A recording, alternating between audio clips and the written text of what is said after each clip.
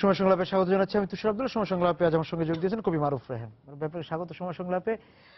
কবিতা পড়া কমে গিয়েছে, একটা অভিযোগ যে কবিতা কম পড়ছেন পাঠকরা। তার কারণ কি এটা যে জীবনের থেকে কবিতা একটু দূরে সরে গিয়েছে দেখে পাঠকরা তাদের জীবনের সঙ্গে কবিতাকে মেলাতে পারছেন না? প্রথমে আমি অস্বীকার করতে চাই এই কথাটা যে কবিতা পাঠক কমে গেছে বা কবিতা এখন কম পড়ছে। কবিতার বই যদি বলি তাহলে আবার যদি বলি যে কবিতা কবে বেশি লোক পড়তেন, আচ্ছা তাই না? কবিতা যেহেতু একটু বিশেষ ব্যাপার, ধ্রুপদ ব্যাপার এবং কিছু বিন্দুতে সিন্ধু ধরার ব্যাপার, তো সেটার পাঠক সবসময় কমই ছিল সেই অর্থে। কারণ 16 কোটি বা 18 কোটি দেশে লোকের দেশে যে 18 লক্ষ মানুষ পড়বে কবিতা, এটা তো আমরা ভাবতে পারি না। যদি 1800 পড়েন তাহলে সেটা গুরুত্বপূর্ণ। আর এরপরে আপনি যেটা বললেন যে মানুষের সঙ্গে দূরত্ব, জীবন জটিল হয়ে যাওয়া, মানুষের সময় কমে যাওয়া, আমি বলি যে কবিতার যে আঙ্গিক সেটা তো আমরা একভাবে পড়ে আসছি, কিন্তু তার মাধ্যম এখন অনেকটা বদলে গেছে। এখন একটা কথা, চারটা কথা দিয়ে ফেসবুক যে স্ট্যাটাস হয় সেখানেও কিন্তু কবিতা প্রাধান্য পায়। কবিতার মতো করে যদি মানুষ কিছু বলেন তবে দেখা যায় সেটা লাইক বেশি আসে। তার মানে কবিতার প্রতি মানুষের মন এখনো কাতর বা তারা কবিতা চায়। আপনি বলতে পারেন যে হ্যাঁ, কবিতার বইয়ের বইয়ের বিক্রি কমে গেছে। তো কবিতার বইয়ের বিক্রি যদি বলি তাহলে একটু অন্যরকম হিসাব করি। ধরেন যে 15 বছর আগে কিংবা 25 বছর আগে কত কবি ছিলেন, কত কবিতার বই বেরোতো। এখন কত কবি আছেন বা প্রতি বছর আমরা দেখছি যে কবিতাই অগ্রগণ্য। মানে বই মেলাতে সবচেয়ে বেশি বই বের হয় কবিতার। হয়তো তার মধ্যে অনেক দুর্বল কবিতা, অকবিতা, সেটা অন্য প্রশ্ন, কিন্তু কবিতা নামধারী বই বেরোচ্ছে, মানে মলাটবদ্ধ হচ্ছে। সেটা যদি আপনি ধরেন তাহলে কবিতার বইয়ের বিক্রি এক অর্থে কমছে। স্বীকার করব কিভাবে? যে কবি অনেক বেড়েছেন কবি, এবং কবিতার বই সংখ্যা অনেক বেড়েছে, কিন্তু ক্রেতা সেই অনুযায়ী তার বাজেট যেটা সীমিত, তিনি বেছে বেছে কবিতার বই কিনছেন এবং অল্প কিনছেন। সেদিক থেকে হয়তো একটুখানি ঘাটতি আছে। যারা প্রতিষ্ঠিত কবি, আমরা যাদেরকে বা পাঠকরা যাদেরকে স্বীকৃতি দিয়েছেন যে হ্যাঁ তারা কবি, তাদের বই বিক্রির সংখ্যা কমেনি? নির্মাতাগণ অস্বীকার করেছেন। আমরা একটা মানে জনকণ্ঠ থেকে একটা করেছিলাম সার্ভে মতো, কিংবা কবিদের সঙ্গে আলাপচারিতার ভিত্তিতে একটা প্রতিবেদন করেছিলাম। তখন কিন্তু কোন কোন কবি পরিষ্কার বলেছেন, নির্মাতাগণ বলেছেন না, কবিতা তো জনপ্রিয়তা হারায়নি, কবিতা তো একদম কমে যায়নি। তখন আমি উল্টো প্রশ্ন করেছিলাম, মানে আমরা, যে আপনার হয়তো কমেনি, দেখা যাবে যে আপনার যত বই বিক্রি হতো বা যত পাঠক ছিল হয়তো সেটা ঠিকই আছে বা বেড়েছে, আপনার কমেনি। কিন্তু গড়ে যদি বলি তাহলে তো কবিতার অবস্থা একটু নাজুক, তাই না?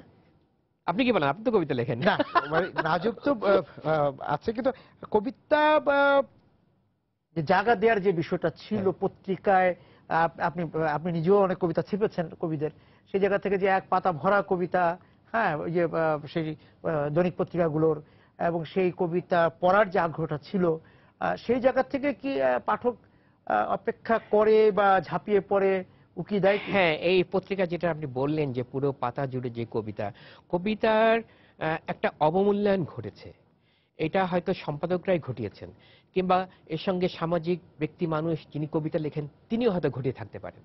কারণ একসময় দেখা গেল সবাই কবি হতে চায়। আমাদের যে একজন স্বৈরশাসক ছিলেন তিনিও কবি হতে চেয়েছিলেন।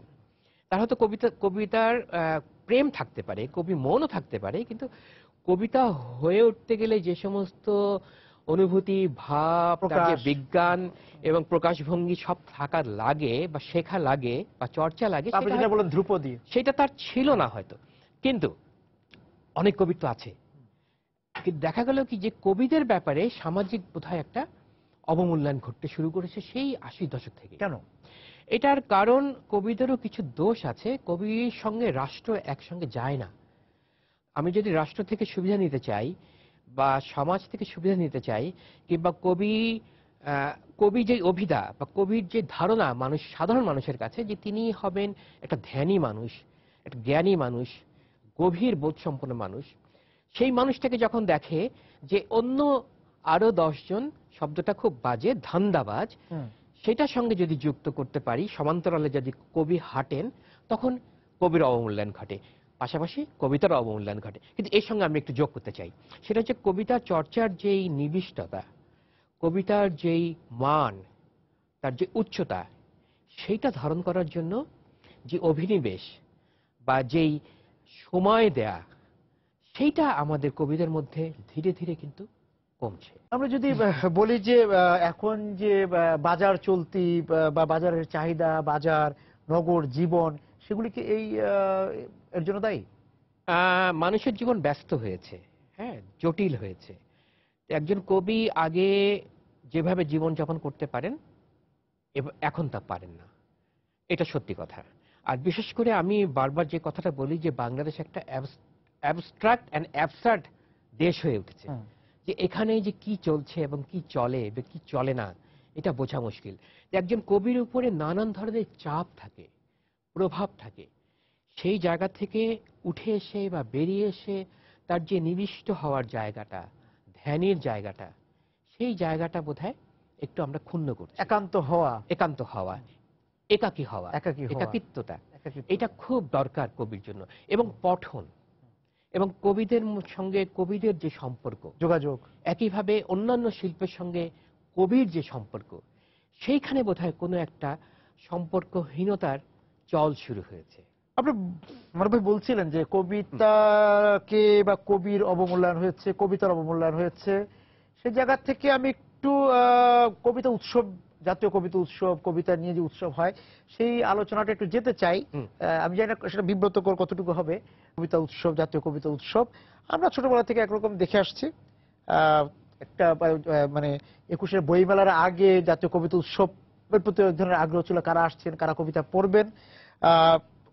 মঞ্চের সামনে না গেলেও টিএসসি তে দাঁড়িয়ে থেকেও বা লাইব্রেরির সামনে দাঁড়িয়ে থেকেও আমরা কবিতার আওয়াজটা পেতাম। আপনি হয়তো কবিতা পড়তেনও, এখন বলেন। হ্যাঁ, মানে সেই সময় আমিও তো তরুণ ছিলাম, আমারও বই বের হয়নি। আমার 27 সালের কথা মনে পড়ছে। বাংলাদেশের সকল প্রগতিশীল কবি একসঙ্গে হলেন, একটা ঐতিহাসিক, একটা গুরুত্ব, একটা জাতীয় দায়িত্ব তারা পালন করলেন। কারণ কি আপনি জানেন যে সেই সময় স্বৈরশাসক ছিলেন ক্ষমতায়, এবং এই যে কবিতার অবমূল্যায়নের শুরু, এবং তিনি নিজে কবি হতে চাচ্ছেন, মোহাম্মদ রফিক কবিতা লিখে ফেললেন, ক্যান্টনমেন্টে তাকে ধরে নিয়ে যাওয়া হলো। এরকম একটা অবস্থার মধ্যে জাতীয় কবিতা পরিষদের জন্ম হয়েছিল। কারা ছিলেন? কবি শামসুর রহমান ছিলেন, তাই না? জিল্লুর রহমান সিদ্দিকী ছিলেন, সাইদ আতিকুল্লাহ ছিলেন। মানে সব প্রথম সারির এবং সবাই গুরুত্বপূর্ণ কবি, এবং তারা 71-এর আগের থেকে কবিতা লিখছেন এবং প্রত্যেকেই স্টার পোয়েট, তারকা কবি সবাই। হ্যাঁ, এবং যারা আসতেন বাইরে থেকে। হ্যাঁ, কিন্তু আমরা নবীনরা বা তরুণরাই উদ্যোগ নিয়েছিলাম, তারা আমাদের মাথার উপরে ছিলেন অভিভাবক হিসেবে। সেই সময়ে কবিতার একটা অন্যরকম একটা আবহ তৈরি হয়েছিল যখন ডাক দেওয়া হলো যে জাতীয় কবিতা, শৃঙ্খল মুক্তির জন্য কবিতা, স্বৈরাচারের বিরুদ্ধে কবিতা, কি ধরনের স্লোগান। ওইটা ছিল একটা সময়ের দাবি। ওই সময়ের দাবি বাংলাদেশের প্রগতিশীল কবিরা যথাযথভাবে পালন করেছেন, পূরণ করেছেন। কিন্তু পরবর্তীকালে শামসুর রহমান কিন্তু বেরিয়ে এসেছিলেন। কারণ যখন দেখা গেল যে কবিতা পরিষদের যে জাতীয় কবিতা উৎসব হচ্ছে, তার যে কবিতার যে মানের জায়গাটা, সেই জায়গায় কিন্তু আস্তে আস্তে তারা ক্ষুণ্ণ হয়ে যাচ্ছিল। আমার মনে আছে দ্বিতীয় বছরেই কবিতা নির্বাচন দায়িত্বে আমি ছিলাম অনেক কয়েকজনের সঙ্গে। তখন যখন কবিতা মানে পড়তাম, তখন তো আমরা বাতিল করতে চাইতাম বা বলতাম বদলে দিতে, তখন দেখা যেত যে আর পাওয়া যাচ্ছে না মানসম্পন্ন কবিতা কিংবা কবি পাওয়া যাচ্ছে না। এত বছরে যেটা হয়েছে যে কবিতা পরিষদ জাতীয় কবিতা উৎসব করছেন, তারা ওই জায়গা থেকে বেরিয়ে আসতে পারেন নাই। মানে তারা যে নিজেদেরকে উত্তরণ ঘটাবেন, যুগের সঙ্গে বদলাবেন এবং কবিতার মানুষের কাছে যে আরো জনপ্রিয় করায় ভূমিকা রাখবেন, সেইটা জাতীয় কবিতা উৎসব করতে পারেনি। তবে একটা জিনিস করেছে যে সারা দেশের কবিদেরকে তারা আমন্ত্রণ জানায়, বিদেশ থেকে কবিরা আসছেন, কবিতার একটা প্ল্যাটফর্ম হয়েছে। এখন কতটুকু কবিতা সেটা ভিন্ন জিনিস। কারা আসছেন মানে বেশি কথা বলতে গেলে মানে নিজেদের গায়েই চলে আসে, সেটা বলতে চাচ্ছি না।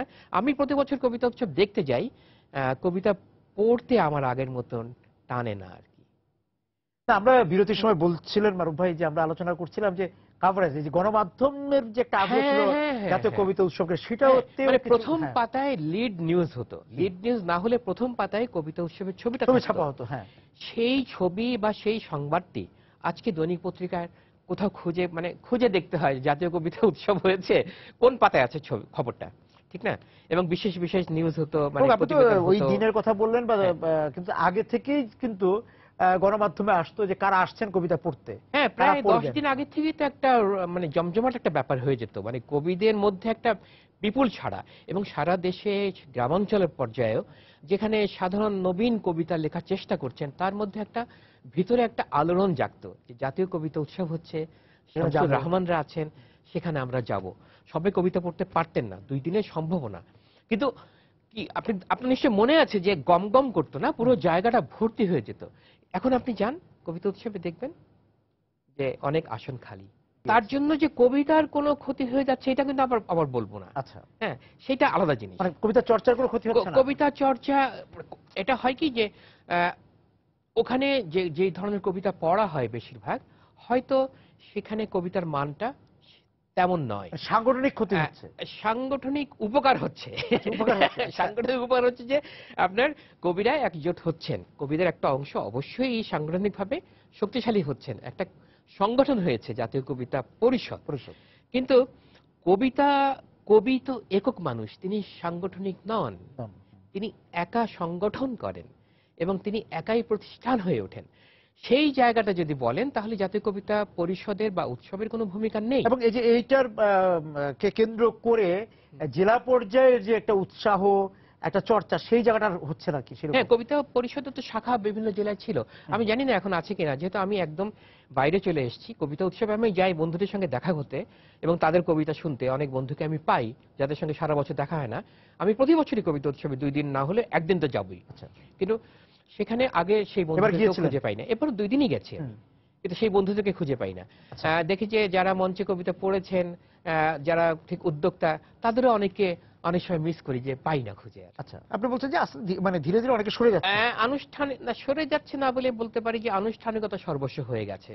যে কোটা পূরণ করা, যে সময়টাকে ভাগ করে দেওয়া, গানের জন্য একটুকু ভাগ, আবৃত্তি শিল্পীদের জন্য একটু ভাগ, বা এই জাতীয় কবিতা পরিষদের আমন্ত্রিত কবিদের জন্য ভাগ, এবং যারা পয়সা দিয়ে যারা নাম নিবন্ধন করেন তাদের জন্য সময় ভাগ, সময়টা কমে এসছে সেইভাবে। তাহলে এই যে জাতীয় কবিতা পরিষদ, জাতীয় কবিতা উৎসবের যে ভাটা পড়লো, তা এই জোয়ার কি আবার আপনি বলতে চান, নিশ্চয়ই বলবেন কি যে সময়ের প্রয়োজনে, সময়ের দাবিতে আবার এই সময়ের আগের দাবি সবসময় ছিল, আমি বলি মানে আবার আপনাকে। ফিরে এখন আসবে? কি সময়ের দাবি নেই? এখন আচ্ছা। কিন্তু সেই জিনিসটা কবিরা করতে পারছেন না। ধরুন যে সঙ্গত এবং ন্যায্য যদি দাবি থাকে, সেটা যদি সরকার বিরোধিতার পর্যায়ে যায়, সেই কথাগুলো কারা বলবেন? কবিরাই তো উচ্চারণ করবেন, কারণ কবিরা হচ্ছে সবচেয়ে সাহসী মানুষ এবং সত্যবাদী, তাকেই কথাগুলো বলতে হবে।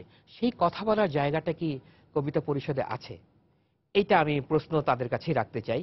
এবং আপনি যেটা বলছেন যে সময়ের দাবি পূরণ করার জন্য কিন্তু উম, নামী, ভালো, সত্যিকারের প্রকৃত নিবেদিত প্রাণ কবিদের অংশগ্রহণ খুব বেশি দরকার। সেই জায়গাটা বোধহয় একটু কমে। কবিদের মধ্যে বিভক্তি ছিল না, সবসময় ছিল, গোষ্ঠীগত বিভিন্ন রকম স্নায়ুযুদ্ধ কবিদের মধ্যে তো থাকেই। হ্যাঁ, শুধু মানে মার্কিন যুক্তরাষ্ট্র আর রাশিয়া না, সব জায়গার মধ্যে স্নায়ুযুদ্ধ কবিদের মধ্যে থাকে, ছিল, আমাদের এখানে আছে, একসময় ছিল। কিন্তু ওই যে তারপরেও কিন্তু কোনো কোনো কবি আন্তর্জাতিকভাবে, স্থানীয়ভাবে আলো ছড়িয়েছেন। তিনি অনেক কবিকে অনেক কবির অভিভাবক করেছেন তরুণদের। সেই জায়গাগুলি এখন আমাদের এখানে বাস্তবতায় কি অবস্থা আম, আছে? আসলে শব্দটা স্নায়ুযুদ্ধ না বলে মানে কাব্য ঈর্ষা বলতে পারি। আচ্ছা, আহ, অবশ্যই, হ্যাঁ, ইতিবাচক হ্যাঁ। অর্থে, গঠনমূলক সমালোচনার স্বার্থে। তো কাব্য ঈর্ষাটা বরং নাই, সেটাই। এটা হয়ে গেছে হচ্ছে কবির সুবিধা প্রাপ্তির হিংসা। আচ্ছা। এই জায়গাটা বাংলাদেশ চলে গেছে, বাংলাদেশের কবিতা এবং কবিরা। এটা আমি স্বীকার করব, খুব দুঃখের সঙ্গে, খুব লজ্জার সঙ্গে স্বীকার করব। আহ, অভিভাবকত্বের জায়গাটা যারা নিতে পারতেন তাদেরকে আমরা পাই না। কেন পাই না সেটা আমারও প্রশ্ন। তারা কি সবাই শীতনিদ্রায় গেছেন, বা তারা কি খুব একা হয়ে গেছেন, বা তাদের কি যেটা বলার আছে সেটা বলতে পারছেন না? আমি জানি না কি হয়েছে, কিন্তু আপনি দেখবেন আগে আমাদের সময় আমরা কিন্তু বড়দের কাছে যেতে পেরেছি, এবং সহজ যে ছিল যাওয়াটা। যাওয়াটা সহজ ছিল, এবং তাদের পরামর্শ পেয়েছি, তাদের আশ্রয় প্রশ্রয় পেয়েছি। এখন নবীন কবিরা হয়তো তারা প্রত্যাশাও করেন না, তারা হয়তো নিজেরাই রাজা, সবাই প্রত্যেকে এক একজন, হয়তো প্রয়োজনও মনে করেন না যে সিনিয়র কোনো কবির কাছে যেতে হবে, তাকে শ্রদ্ধা জানাতে হবে, তাকে অনুসরণ করতে হবে। তো সত্যি বলতে কি, আমরা অভিভাবকত্বের জায়গা থেকে যদি দেখি, তাহলে বাংলা কবিতা অনেকটা বলতে পারি যে সম্রাটহীন, রাজপুত্রহীন হয়ে পড়েছে। বিচ্ছিন্নতা। কবিরা, হ্যাঁ, একটা বিচ্ছিন্নতা বোধ বোধ আছে। সেটা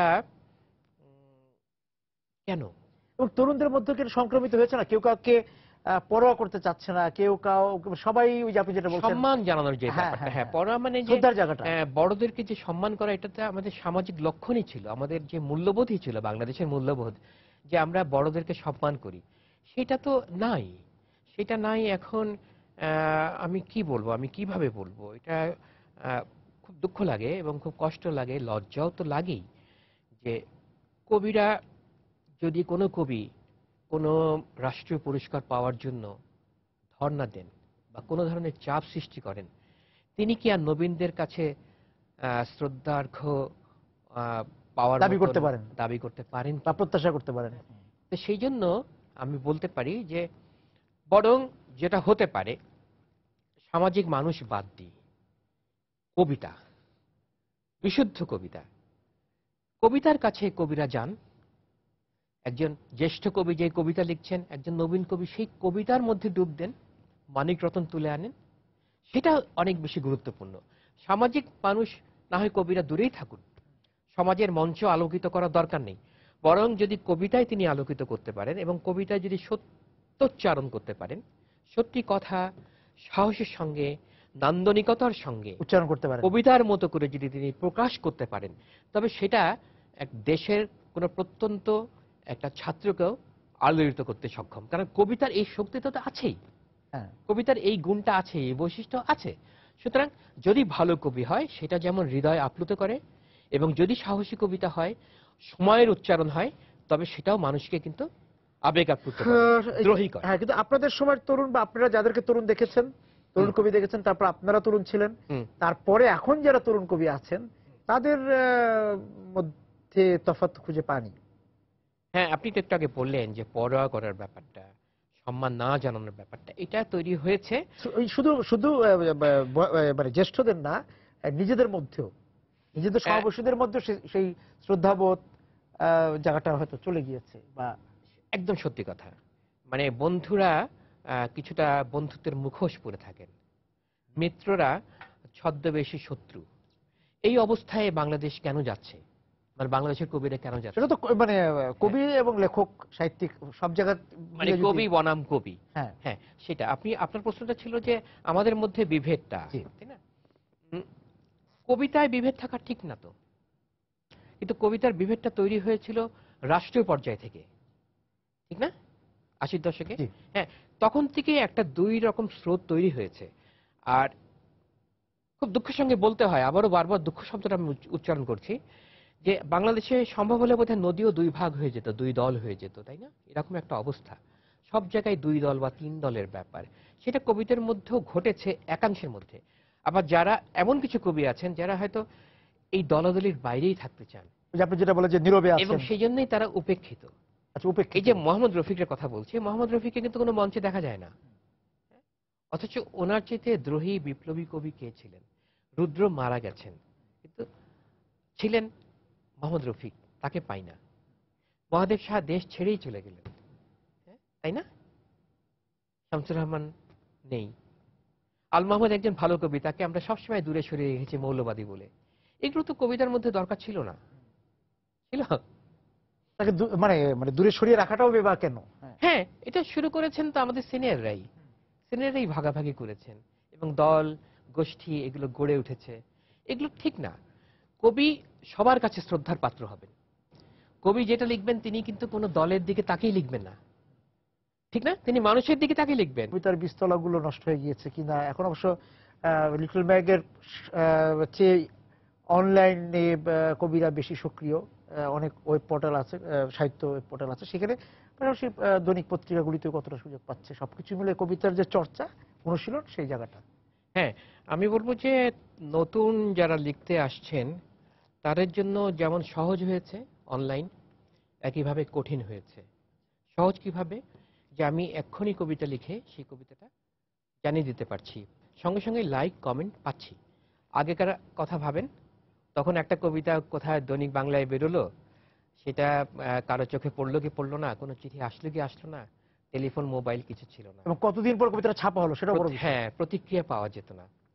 এটা হচ্ছে সহজ দিক এখনকার কবিদের জন্য। আর কঠিন হয়েছে যেটা, সেটা হচ্ছে যে ওই যে চর্চা, তার লেখা যে লেখা হয়ে উঠছে। একটা কবিতা যদি বাতিল করতেন আহসান হাবীব, তাহলে কবি বুঝতে পারতেন যে তিনি কবি হয়ে উঠছেন না, তার কোথাও ঘাটতি আছে। এখন নবীন যারা লিখছেন তারা নিজেদেরকে কবি ভাবছেন, বড় কবি ভাবছেন, পড়া করছেন না। তারা ভুল লিখছেন, বিকৃত শব্দ লিখছেন, অনেক কিছুই করছেন, কিন্তু সেটাকে মনে করছেন তারা কবিতা লিখছেন। মানে গত বইমেলার আমি একটা অভিজ্ঞতা বলি। তরুণ 5 জন কবির সঙ্গে আমি কথা বলছিলাম, যাদের প্রথম বই বেরিয়েছে। প্রত্যেকের সঙ্গে আমি বিনয়ের সঙ্গে কথা বলেছি এবং জানতে চেয়েছি তারা কোন ছন্দে লেখেন, কোন ছন্দটাকে প্রাধান্য দেন। আমি দেখতে পেলাম যে কেউ কোনো ছন্দে লেখেননি না।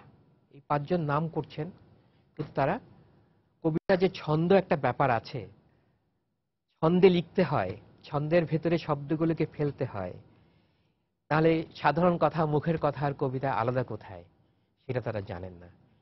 তার মানে এখনকার নবীনদের জন্য কঠিন হয়ে গেছে, তারা বুঝতে পারছেন না যে আসলে তারা কোথায় দাঁড়িয়ে আছেন। আর দৈনিক পত্রিকায় আগে সাহিত্য সম্পাদক ছিলেন যারা সত্যিকারের সম্পাদক ছিলেন, তারা নিজেরা ভালো লেখক ছিলেন, জহুরি ছিলেন, তারা বুঝতেন ভালো লেখা কোনটি, এবং যদি কোনো তরুণের মধ্যে, নবীনের মধ্যে সম্ভাবনার এতটুকু দেখতেন, তাহলে সেই বীজতলা চর্চায় তারা অবদান রাখতেন। সেই জিনিসটা এখন কে করবে বলেন? এখন সেই সাহিত্য সম্পাদনা নাই, সেই সম্পাদকও নাই, এবং কারো সময় নাই যে একজন নবীনকে কিছুটা তার কবিতা নিয়ে কথা বলবেন এবং তার পাণ্ডুলিপি ফেরত দিয়ে দেবেন যে তুমি আবার নতুন কবিতা মানে নিয়ে এসো। সংকলক বা সংগ্রাহক আছেন, সম্পাদক নাই। একদম ঠিক, সত্যি কথা। তাহলে এই যে নতুন লেখক বা নতুন আমরা কবি পাওয়ার ক্ষেত্রে এই জায়গাটা কি দাঁড়াচ্ছে কবি হয়ে ওঠা? আর সেটা কঠিন হয়ে উঠেছে। সেটা হচ্ছে বড় যারা সিনিয়র জ্যেষ্ঠ কবি, তাদেরকে ভূমিকা পালন করতে হবে। এবং দৈনিক পত্রিকা বলেন আর অন্য পত্রিকা বলেন, সাহিত্য পাতা সম্পাদনা করার জন্য আসলে সত্যিকারের লেখকদের, প্রাজ্ঞজনদের আমন্ত্রণ জানাতে হবে, জায়গা দিতে হবে, সেই জায়গাটা করে দিতে হবে। এটা অন্য 10টা চাকরির মতন একটা সাহিত্য সম্পাদনার চাকরি নয়, কখনো ছিল না সেটা, এখন তা হয়েছে। এখন হয়েছে, এখন তো গত 20 বছর যাবত হয়েছে। এই জায়গা থেকে যদি বেরিয়ে আসি এবং জ্যেষ্ঠ কবিরা যদি সত্যি নবীন কবিদের সঙ্গে একটা সাঁকো গড়ে তোলেন, তাদের কবিতা যদি পড়েন, মূল্যায়ন করেন। পড়েন তো না অনেকে, একদমই সত্যি কথা, পড়েন না। এই জন্য তো কবিতার বই দেওয়া বন্ধ করেছেন অনেক তরুণ কবি, যে কারণ সিনিয়রদের বই দিলে লাভ কি, তারা তো আসেন না, তারা তো পড়েন না, পড়েন না। মূল্যায়ন তো অনেক পরের কথা। কবির সঙ্গে আলোচনা করতে যে কবিতা না শোনাটা হ্যাঁ, কবিতা, আপনার কবিতা শুনতে চাই, আচ্ছা, কবিতা শুনে। এবং আপনার এখন কি লিখছেন সেটা যদি একটু বলেন, কি ধরনের কবিতা লিখছেন? আমার এবার যে বইটি বেরিয়েছে গত 2 বছরের লেখা, হাসছে আরোগ্য সদন, এই কবিতা, এই বইটার মধ্যে মূলত আমাদের সমকালীন বাংলাদেশকে পাওয়া যায়, এই সময়টাকে পাওয়া যায়, তার সমালোচনা এক ধরনের পাওয়া যায়। পাশাপাশি বিশ্বের দিকে তাকিয়ে বিশ্বের যে পরিবর্তন, তারও বোধহয় একটা ইঙ্গিত পাওয়া যায়। তবে সবচেয়ে বড় যে জিনিস হচ্ছে মানুষের প্রতি যে প্রেম, স্বদেশের প্রতি যে ভালোবাসা, সেই বিষয়গুলোকে আমি খুব প্রথম থেকে মূল্য দিই। কারণ আমি কোথায় দাঁড়িয়ে আছি, আমি কোন জাতের, কোন ভাষায় লিখছি। আমাদের বাংলা ভাষা দেখেন যে আমার শহীদ ভাইয়ের রক্তে ধোয়া এক একটা বর্ণ, এটা আমি ব্যবহার করছি। তা আমার দায়িত্ব এবং গুরুত্ব তো অন্যরকম বেড়ে যায় না? তো সেই জন্য আমাকে ব্যবহার করতে হবে সেইভাবেই। আমি চেষ্টা করি সেভাবেই লিখতে, এবং সবসময় কবিতার আঙ্গিক, প্রকরণ এগুলো মেনেই লেখার চেষ্টা করি, এবং প্রথম থেকে লিখে আসছি। আমার 18তম কবিতার বইটি বইমেলায় এসেছে, কিন্তু এখন যদি আপনি আমার কবিতা শুনতে চান, তবে আমি একটু অন্য বই থেকে পড়ি, কারণ এখানে আমি তো বই আনিনি, আমার এখানে একটা ফেসবুক থেকে একটা বের করে আমি পড়ি। এটা ছিল আমার অন্য একটা বইয়ের তোমার সৌজন্যে, এই কবিতার নাম। কেমন আছি, তোমার সরল প্রশ্নের ভেতর যে জটিল বাঁকগুলো তরঙ্গ তুলছে, তার ক্ষুধা মেটাতে কিভাবে বলি ভালো আছি। বরং বলছি শোনো, যদি তোমার শ্রুতি হয় সারসের মতো, তবে বলি, নিজেকে বিছিয়ে দিয়েছি জ্বলন্ত তন্দুরের গর্তে, সেঁটে আছি দারুণ দোজখে। আমার হৃৎপিণ্ড প্রথমে সেদ্ধ, তারপর দগ্ধ হয়ে ফুলে উঠেছে। কে খাবে মাড়ি আর জিহ্বায় তাড়িয়ে তাড়িয়ে? এই যে ফোন আসতে শুরু করেছে, আর পড়া গেল না। না, কিন্তু এই যে মানে সম্পাদনা করছেন আপনি, তো এই যে আপনার এই মাটি পত্রিকা ছিল, হুম। তারপর আরো অনেক জায়গায় সম্পাদনা করছেন, এখন সম্পাদনার কাজটা করেন কিনা? সম্পাদনার কাজটা আমি একটা বাংলা মাটি, মাটি যে পত্রিকার কথা বললেন, বাংলা মাটি নামে মাটি তো সেই কবে একটা, হ্যাঁ, হ্যাঁ 90 দশকে শুরু হয়েছিল হ্যাঁ। মাটি পত্রিকা সাহিত্য মাসিক। এটা আমি শুরু করেছি বাংলাদেশের প্রথম সাহিত্য, অনলাইন সাহিত্য ম্যাগাজিন। এটা আমার হাত দিয়ে ওই মাটি নামটা নিয়েছি। বাংলার মাটি। বাংলা মাটি, বাংলা বাংলাদেশ, আচ্ছা, বাংলা মাটি। সেখানে আমি চেষ্টা করি কিছু করতে। আর এছাড়া প্রতি বছর আমি গত 15 বছর যাবত যে 21শে সংকলন করি, 21শে ফেব্রুয়ারিতে, সেখানে আমি কিছু সাহিত্য সম্পাদনার চেষ্টা করি। সবচেয়ে বড় যেটা মনে হয় আমার কাছে, যে এই যে কয়েক হাজার বই বের হয় বইমেলায়, সেখান থেকে আমি 50টা বই নির্বাচন করি, পাঠকের কাছে তুলে দিই যে এই 50টা বই অন্তত পড়ো। 1000 বই তুমি পড়তে পারবে না, অন্তত 50 থেকে বাছাই করো কিছু। সুতরাং সেই জায়গা থেকে নিজের দায়িত্বের বোধের থেকে কিছুটা কাজটি চেষ্টা। করে যাচ্ছেন। আপনাকে অনেক ধন্যবাদ মারুফ ভাই আজকে আমাদের সঙ্গে যোগ দেওয়ার জন্য। আপনাকে অনেক ধন্যবাদ, কবিতা নিয়ে অনেক কথা হলো। তার কবিতাকে তো কেউ, ওই যে মানে আপনি যেটা বললেন যে আগ্রহ কমে গেছে, আসলে আগ্রহটা কমে, সবাই কবিতা পড়েন। আমাদের মন কবিতা কাতর, আমাদের আর বাংলাদেশ কবিতারই দেশ। কবিতারই দেশ, এবং কবিতা কাতর, সবাই যার যার মতো করে কবিতা হয়তো উচ্চারণ করে, এবং কবিতার দিন ফিরবে, কবিতার দিন ফিরবে, কবিতার এই দিন আশাবাদ। আছেই, কিন্তু যেভাবে একসময় ছিল সেভাবে আবার ফিরে আসা। নিশ্চয়ই। দর্শক, এতক্ষণ যারা এই কবিতা নিয়ে আলোচনা ছিলেন, আপনাদেরকে ধন্যবাদ জানিয়ে শেষ করছি আজকের সময় সংলাপ। দেখা হবে আগামী দিন। সবাই সুন্দর থাকুন।